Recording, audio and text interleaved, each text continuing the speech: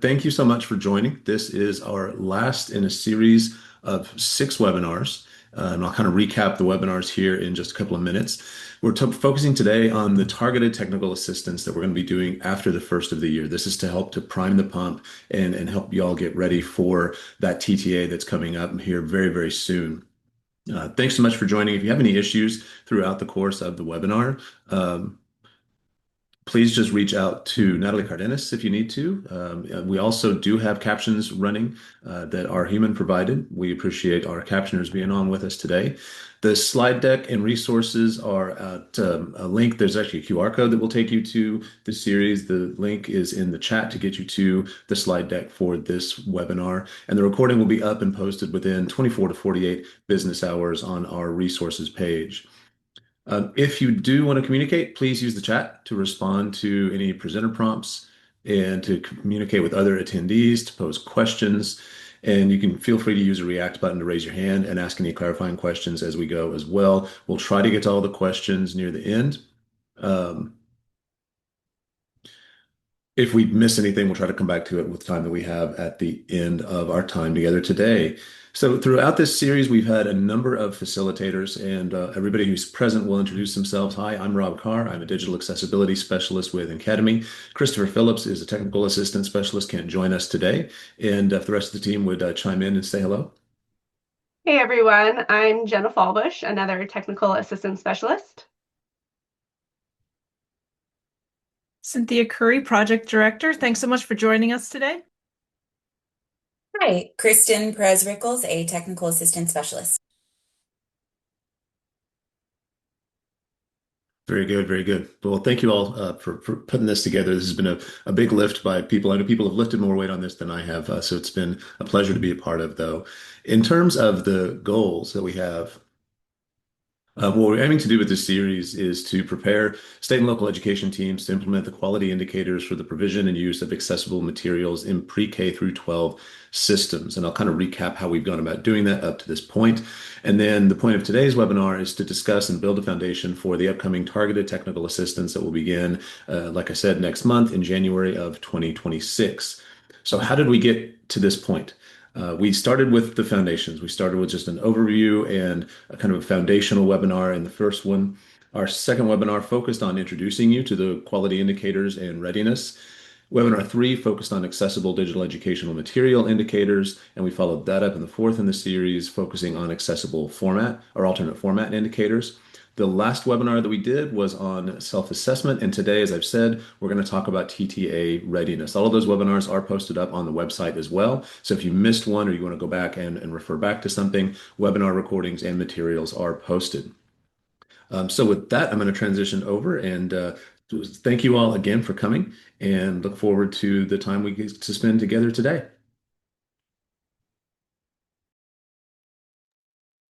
Hey, hello everyone again. This is Cynthia speaking, and I have the pleasure of reviewing with all of you the key takeaways from the first 5 of our 6 webinars in this series, knowing that today we're really focusing on the culmination of what to look forward to, what to prepare for, to continue on with making progress with the quality indicators for providing accessible materials in pre-K-12 systems.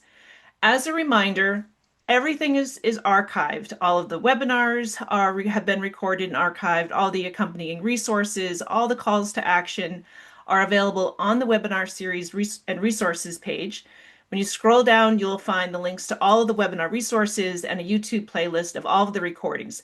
Those are there for you to refer back to, as well as to share with others, and really to serve as the foundation for any team that's looking to start implementing the quality indicators. Some big ideas to take away. The first is that accessibility means access to the same information, same interactions, and same services, programs, and activities with timeliness, privacy, independence, and ease of use. So this was called out frequently throughout the 5 webinars where we talked about the definition of accessible and how it comes from the joint definition from the Department of Education and the Department of Justice going back 15 years or so. We're not talking about adaptations or modifications. We're really talking about providing the same experiences in a way that provides equivalent equivalent timeliness, effectiveness, and integration. The next big takeaway is to remember that SEAs and LEAs are responsible for providing accessible materials in a timely manner. And there are two ways that these are provided to students and their families and parents with disabilities. The first is that materials can be produced to be digitally accessible from the beginning. And here's a pop quiz for the audience. What law does this fall under when an educational agency is complying with their requirements to provide digitally accessible materials from the beginning? There are two laws that we've been focusing on throughout the webinar series. ADA, Title II specifically. Excellent. And then the other way that they can be provided is to be converted to accessible formats. And what law does this conform to? Providing accessible formats for students in the IEP. Absolutely, Emily. Thank you. It's the Individuals with Disabilities Education Act, or IDEA. So those are huge, big takeaways from our webinar series. As a reminder, for a couple of my favorite resources I wanted to add in the key takeaways, one is this Laws at a Glance. So for those of you who have come to every one of these, this can also be a very handy reference. If this is your first webinar, if you're just finding out about our webinar series, this is an excellent resource to understand the distinction between ADA Title II and IDEA, specifically when it comes to the provision of accessible materials. We know there are a lot of resources out there that compare ADA and IDEA, but our resource focuses specifically on providing accessible materials. And then the other takeaway to remember is our quality indicator comparison table and decision-making guide. This helps with understanding the two sets of quality indicators that help you meet those laws, and really thinking about those laws as being the basis. It's really about being that's sort of the minimum. At NCADEMI and the quality indicators, we really strive to start with the minimum, but actually build in more sustainability, more usability for students with disabilities and their families. So this quality indicator comparison table and decision-making guide will come in very handy even today when Jenna and Kristen will be going through our targeted TA that's coming up, and the decision that you and your team may make about where do we want to focus, where do we want to begin making practice. And then, of course, another big takeaway is our implementation tools, the Hexagon Readiness Protocol. That's based on making sure that your team, your system is prepared for implementation of the quality indicators, looking at evidence, usability, and supports of the practices, that being the quality indicators themselves and the critical components, those innovations that are built into the quality indicators, and your own agency's assessment of does this fit a need? Does it fit? And do you have the capacity? So that's the Hexagon Readiness Protocol that we'll talk about more today. And then, of course, the quality indicator self-assessments. So once your team determines that you're ready for implementation, the self-assessments are a great place to start with a baseline followed by continuous improvement cycles across the quality indicators and their critical components, and assessing those against implementation stages of not started, emerging, operationalizing, and scaling and sustaining. So that's some of the takeaways as we go into the final conversation about preparedness for targeted TA. All right, so this is Jenna Fallbush here, and thanks Cynthia and Rob for leading us up to this moment. I know I am excited to find ourselves here at the end of this 6-webinar mini marathon ahead of the longer implementation journey ahead. We've really been looking forward to sharing more about our planned Targeted Technical Assistance, or TTA, and for you to reflect on your readiness to continue your implementation work. So considering what you've been learning about your readiness for implementation of one or both sets of quality indicators, it's my pleasure to kind of formally introduce you to our Quality Indicator Professional Learning Group, or PLG, which is basically how our targeted technical assistance is taking shape for this audience, for state and local educational agencies like yourselves. From the title of the PLG, I bet you have pieced together that the focus is on implementing one or both sets of quality indicators within your agency, and we are here to meet you where you are within your implementation journey. The PLG is scheduled to meet monthly for 90 minutes beginning in February. The dates are yet to be determined, but our goal is to find a time convenient for those that are involved. The interactive meetings will take place on Zoom, so in a very familiar setting just like this. And our pre-enrollment begins in January of 2026, so next month. And then that enrollment will actually continue on a rolling basis even after the PLG launches in February. So some things that you're going to get out of or get from the PLG include 1 year of TTA that includes specific supports with conducting the self-assessments of the quality indicator critical components. It also includes assistance with setting goals and identifying action steps and timelines, along with collaboration with other SEAs and LEAs on shared goals. And there will be space to solve problems of practice. To get the most out of your potential PLG experience with us, what would be helpful is for you to bring some things to the table as well. So we're hoping that you're coming to us with an established cross-disciplinary leadership team. And while we recognize that not everyone from your team will be able to participate in every single meeting, we encourage you to bring at least 2 team members to each meeting to reflect together and share takeaways then with the broader team.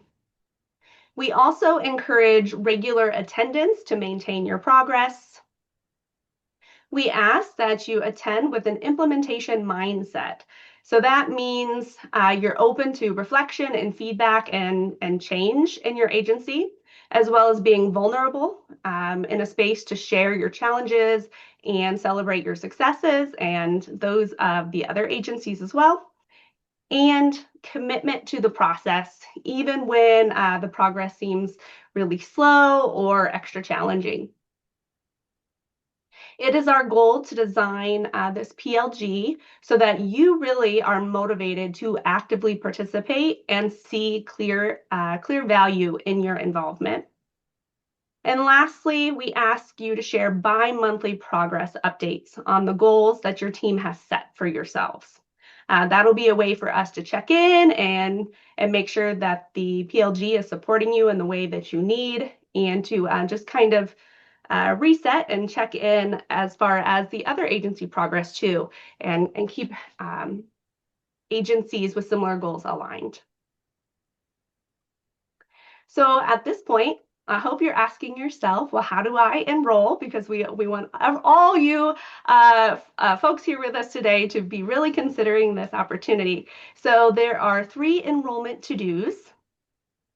Firstly, in case you haven't heard us say this enough throughout this entire series, enrollment requires an established cross-disciplinary team from the same SEA or LEA, including at least 1 administrator or other decision maker. We know that those administrators and decision makers are critical to actually impacting change within your agency. Some roles to include are staff in general education, special education, technology, assessment, and so forth. We know this is not just a special education initiative, and we have to have this robust team, or at least representation from these areas. Excuse me. To consider who needs to be on your team, we recommend referring to Quality Indicator Critical Component DM 1.1 or AF 1.1 for specific examples of appropriate roles and responsibilities, depending upon which set of indicators you've decided to implement. And those links are being shared in the chat. You can also revisit webinars 3 and 4 for additional information about effective implementation teams. Step number 2 is to assess your readiness using the Hexagon Readiness Protocol. We've also called it the Hexagon tool or just the Readiness Protocol. You'll notice on the right-hand side of the screen here a screenshot of protocol page 6, and that's the page that kind of provides you space to capture an overview of your assessment. And for more information on completing this protocol, refer back to webinar 2, and then even come back to this webinar later, webinar 6, for some guidance, because Kristen's going to share some guidance in just a little while. And step 3 here is to select a time for a 30-minute pre-enrollment meeting with us at NCADEMI. We really look forward to speaking with you to get a sense of your readiness. And at this meeting, we ask that you be prepared to review your completed Hexagon Readiness Protocol indicator scores and to discuss where we might be seeing some lower scores and to talk through ideas and strategies that you might have for increasing those scores, maybe other agencies or projects to partner with, and just looking at it holistically and thinking about how some scores could be improved. This conversation will help us, again, understand where your team is starting and what your goals are and what the supports are that will be needed, and to confirm your team's readiness for this targeted technical assistance. And last but not least here, you can use the link shared in the chat or on this slide to review these requirements and sign up for that pre-enrollment meeting. So those meetings are starting in January, and you'll see lots of dates and options to sign up January, February, March, and so forth. So that enrollment will continue even after the PLG is started. If you have any questions about that, please reach out in the chat or put your hand up. And now I'm going to pass it over to Kristen to talk about a guide that she's created to help you with the Hexagon Readiness Protocol. Thank you, Jenna. Yes. I forgot we added one little last minute poll here, because now we've got to know who's considering this PLG. And thanks to some magic 8-ball inspiration and Kristen's great idea, we have these options for you. So, are you considering it without a doubt? The outlook is good. Don't count on it. My sources say no, or reply hazy, try again. And Natalie will launch that poll.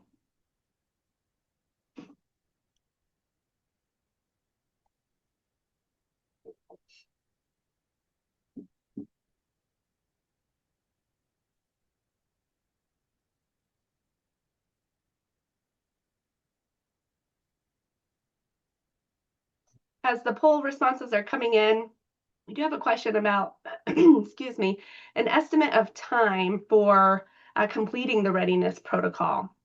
And I might defer here to anyone else on my team, because I haven't had the experience of filling this out myself or anything similar. So if anybody has a good guesstimate, I welcome that.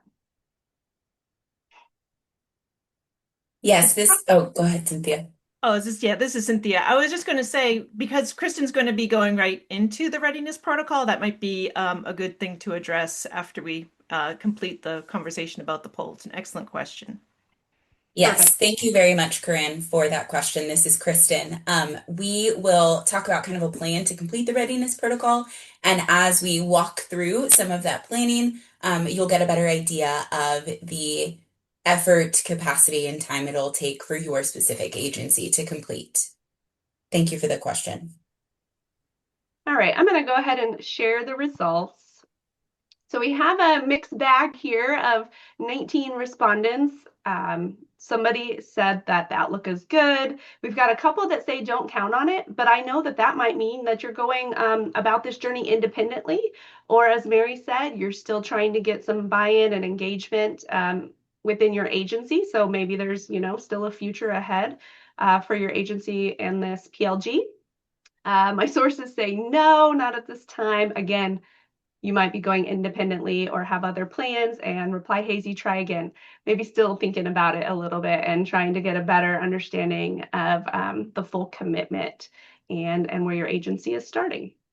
So now with that, I'll stop sharing those results and turn it over to Kristen. Thank you, Jenna. This is Kristen. And like I just promised, we will be talking about planning for completion of the Hexagon Readiness Protocol. There was a really great question in the chat about how long it takes. And I'm so sorry because the answer is going to be it depends.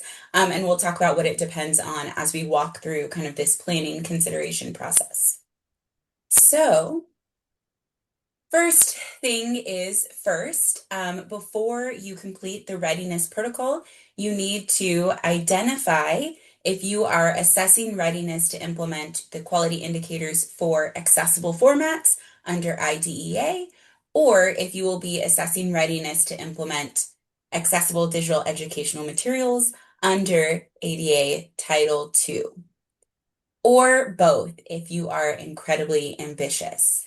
So if you all wouldn't mind just a little bit more engagement in the chat, would you let us know what your thoughts are? Is your agency going to be looking at accessible formats, digital materials, Well, or 250, I think. or both?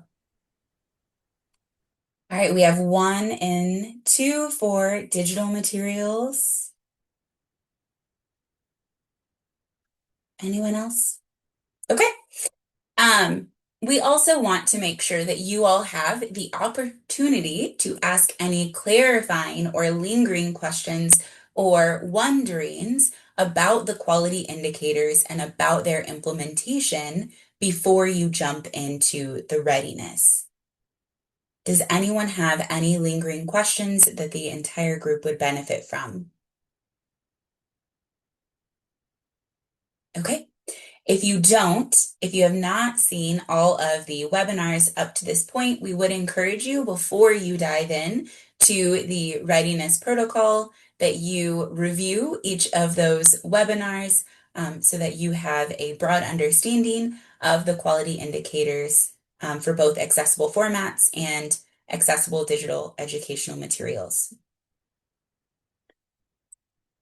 And I appreciate the comments in the chat, including the one that is saying that the agency is already working hard at ADA accessibility, but there are some people in decision-making roles who have not bought in so far. The Hexagon Readiness Protocol will help give some insight into where there are strengths in your system and maybe some ideas for how you can solicit that buy-in or generate that buy-in from decision makers. All right, once you have got clarification for all of your lingering questions, you understand what you want to implement, and you are ready to complete the readiness protocol, you will chunk it into different sections.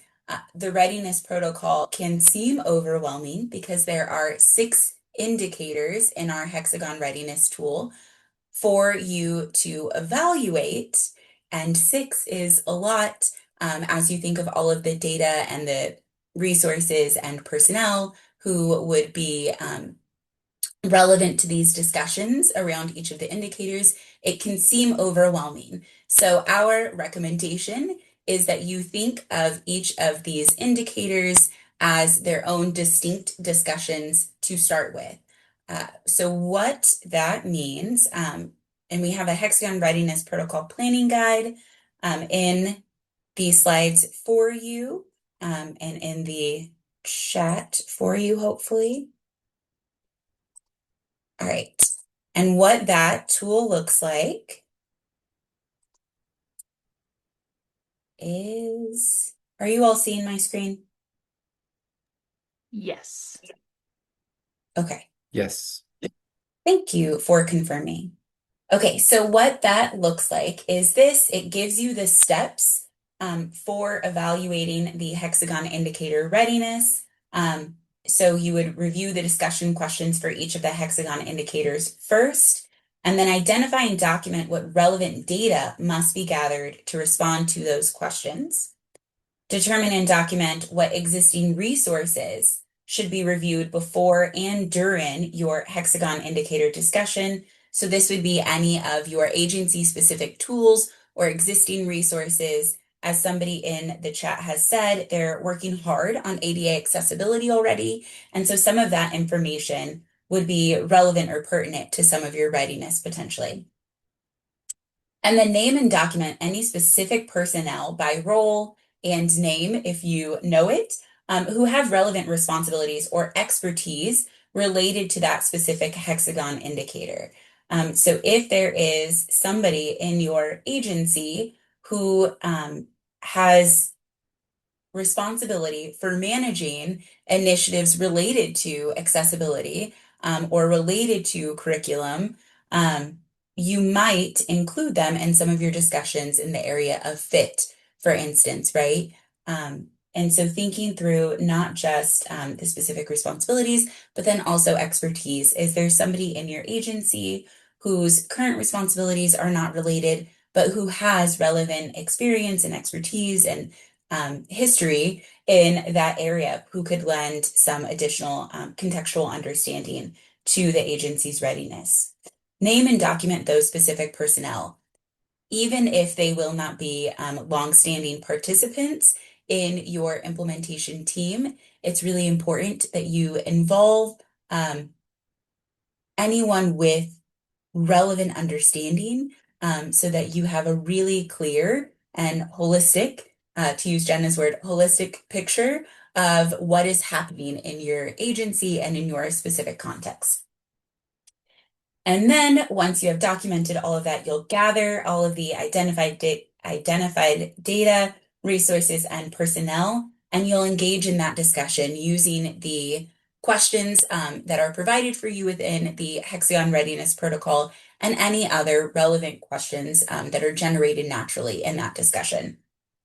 You want to document your discussion, including the decisions made, so your narrative decisions about where there are strengths, where there are weaknesses, and then you will give it a clear score, a quantitative score for where you are in terms of readiness. So to help you document some of your planning, the tool has for each indicator an opportunity for you to document any specific data relevant to the evidence of the quality indicators you will be implementing. And then any resources available to you, and then any personnel, and an opportunity for you to document a deadline for when that discussion will occur, something reasonable for your organization, given all of the information you have to gather and all of the individuals you have to bring together to have that discussion. So, and then on first page, the deadline for the meeting will be what you have kind of self-selected and self-identified, and then you can document when that meeting occurred. So we want you to understand that this process does not need to happen all in 1 or 2 really long 8-hour days. These are likely going to be smaller discussions with core groups who have relevant responsibilities or expertise, or individuals who you need to generate buy-in from. So you may include them in some of these readiness discussions so that you have an opportunity to provide some background information on what it is you are trying to implement. So for instance, in the evidence discussion, you will be discussing the evidence related to the quality indicators for accessible formats, if that's what you're assessing readiness for, or you'll be discussing the evidence relevant to the quality indicators for accessible digital educational materials, if that's the QI set that you are implementing.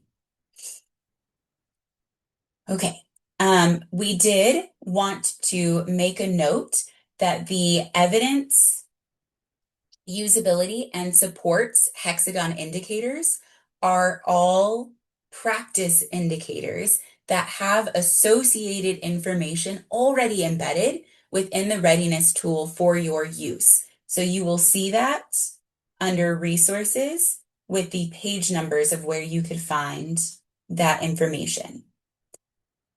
The reason we did this is because we're using the Hexagon tool with really specific practices that we have already identified, we wanted to give you all as much upfront information to work with as possible. So for instance, in the evidence Hexagon indicator, pages 9 to 11 of the Hexagon Readiness tool will provide you with all of the evidence of the quality indicators themselves. The history of the quality indicators, years of research, evidence of the impact of implementation of these quality indicators. And these conversations may be less a coordination of or agreement of what the evidence is for the quality indicators or generating input on the evidence. And it may be more of a conversation to level set and get everybody on board and understanding what the evidence is, what the rationale is for their implementation. Okay, I'm going to stop sharing this now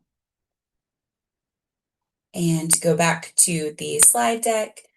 In the chat, somebody has said that they found the indicators themselves help leadership understand what the targets should be compared to where the organization falls in the assessment. The tool then creates easy to identify objectives to complete toward your ADA compliance goals, and it makes the process bite-sized. Absolutely, and I hope you find that the self-assessment has given you that target as well. Readiness is focusing on everyone's consistent understanding of the evidence, usability, and supports available, as well as providing some of that contextual agency indicator background on what your current capacity is for implementation. So if there are not, if there's not personnel capacity, for instance, a plan is generated to assign responsibility to specific roles or to create a role to support that. Okay, so the tool has been provided for you so that you can chunk all of these discussions, but we wanted to give you all an opportunity to think about the evidence indicator, for instance, of the Hexagon Readiness Protocol. Oh, so sorry. So as you look through the questions for the evidence indicator, most of them are asking what the research is behind the quality indicators, what prior states or exemplars are available for the impact of implementing the quality indicators, and whether or not there is sufficient research to suggest that outcomes would be positive after implementing these quality indicators. And so as you can see, the primary resource we would recommend you use is pages 9 through 11, the evidence summary within the Hexagon tool itself. But what data might you want to gather specifically for that evidence indicator discussion within your agency? We think something like student achievement data, particularly if you're able to disaggregate by students who use accessible formats, for instance, might be worthwhile. What other data would be beneficial?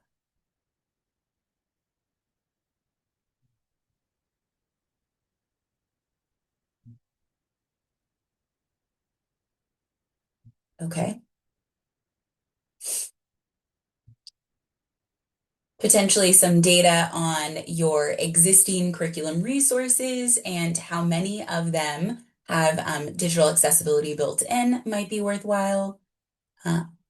Okay. What about the personnel who should be involved in those conversations? It might be somebody like the curriculum director. You might also think about including people who are champions of the quality indicators already, who have relevant experience or expertise in using them. You might consider anyone who is not a champion or who needs to be bought in to the implementation of the quality indicators in order to achieve ADA Title II compliance or provision of accessible formats under IDEA. So this might be your administrators or anyone else who needs the information about the evidence of these quality indicators. Who might you include in your agency?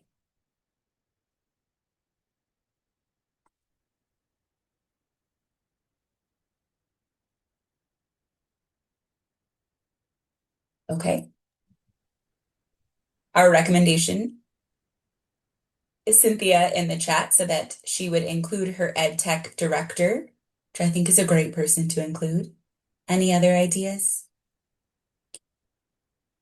Our thought here again is in personnel, you could put the specific role that has responsibilities related to this indicator area, but you would also want to think about individuals who, again, are champions of the work or who have relevant expertise.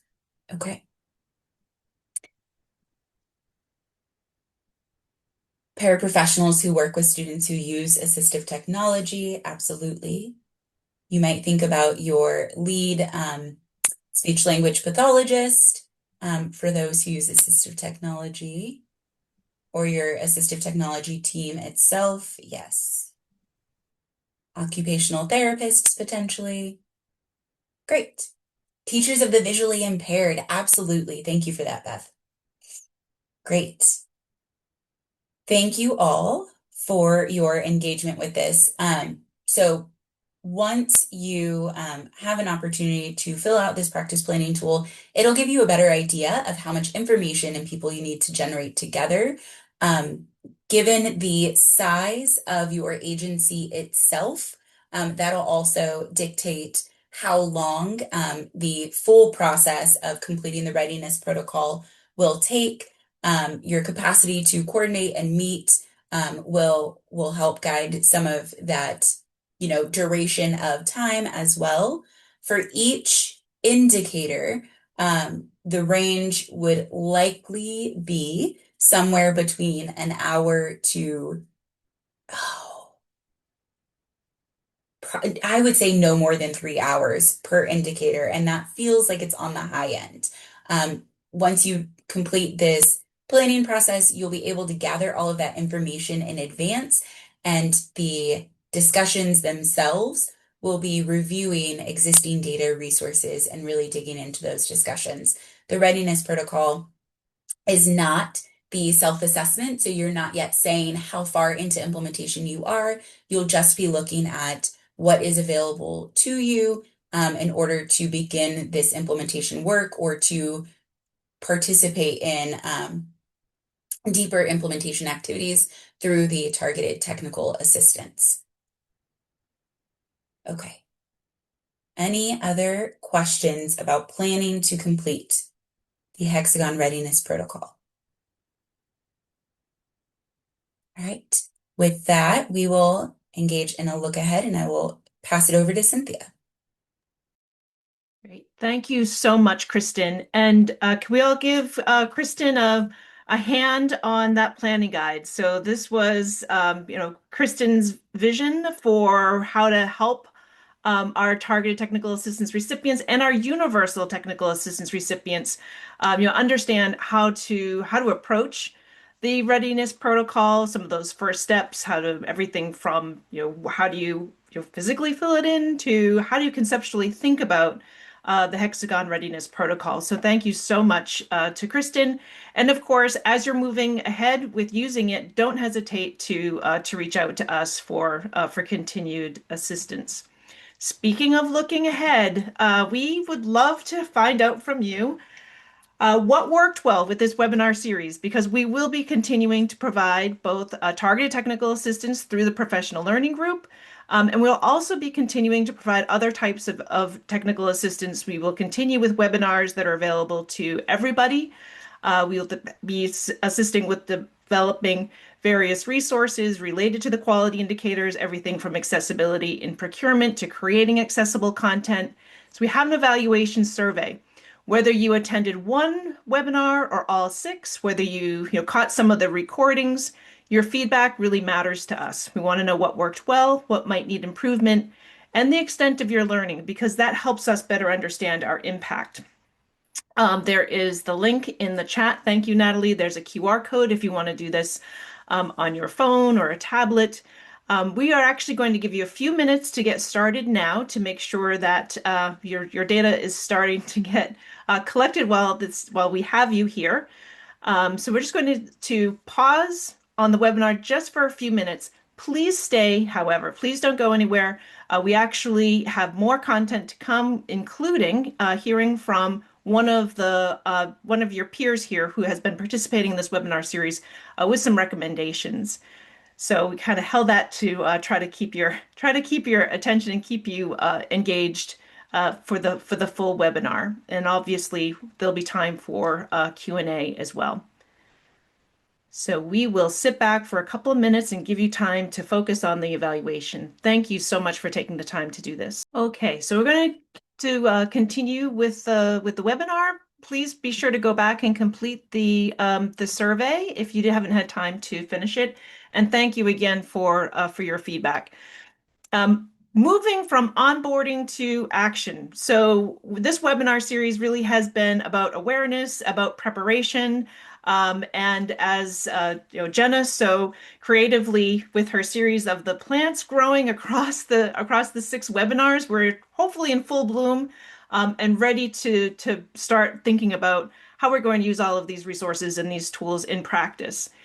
So you are obviously, we encourage you to join our professional learning group, but we'll also be having coaching sessions for anyone who is going to be implementing the quality indicators, including independently.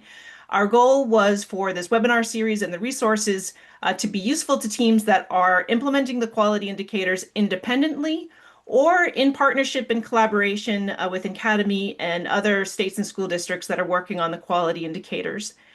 So I wanted to make you aware that we will be providing coaching sessions. Those will be posted on NCADEMI's SEA and LEA page. We already know from office hours that there's one team that will be working independently and kind of looking forward to using NCADEMI as sort of a partner on the side and checking in and getting some coaching along the way. And that is Karen. Do you want to speak a little bit about your district's plans? Sure, thanks, Cynthia. We are going it alone, but not solo. So it's kind of a hybrid approach. We are choosing not to participate in the formal TAs, however, feel really confident that we can do this, knowing that an academy is in the wings waiting if we need help. So from that perspective, we have been working on ADA compliance and in our ADA compliance journey for about 7 years, working very closely with other entities through the state of Michigan, and realized that as we were going through some of the indicators, we're kind of in the middle of the process. So we want to utilize the self-assessment more as an audit. So as we keep moving forward, the assessment will tell us what our goal should be, what best practice should look like, and knowing that we have a continuous improvement mindset, that we're always going to try to do better. But because of where we are and because of the training that our team has had, we've worked a lot with similar self-assessment tools through the NERN model. And we also use the Hexagon tool to make our decisions as a school district. So because we're familiar with the tools already, it was an easy transition for us. It actually just fit right into our everyday work.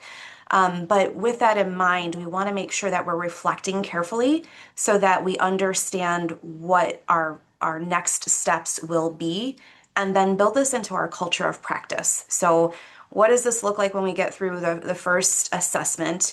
And then how do we make sure it becomes part of our normal practice, our everyday practice as we're moving forward, not just with like procurement of new software and training new staff, but what are those reminders for staff as we continue to grow as an organization? What does this look like on an everyday basis? But again, this was a decision that we made as a team, seeing the self-assessment and really diving in and looking to assess where we were now, and then using it as an auditing function moving forward. Great. Thank you, Karen. Thanks for sharing sort of an example of how your team is approaching NCADEMI's resources for digital accessibility. And that gives us a lot of joy at the end of this webinar series, knowing that our resources, we want to make sure are implementable, are useful, are relevant, whether you are participating in our targeted TA or going alone, solo, with some assistance on the side. So thanks for sharing that example. Love the idea of thinking about the self-assessment as an audit in your team's approach to continuous improvement. What else can you do? Well, you can share the on-demand recordings of this series and the associated resources.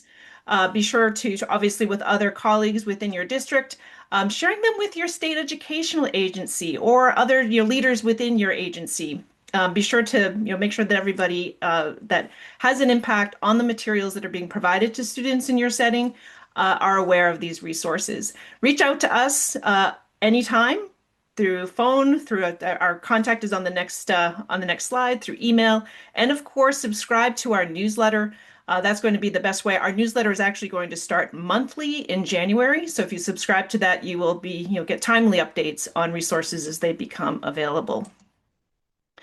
So you can reach out to us at ncademy@usu.edu, also through our phone, which is voice or text, 435-554-8213.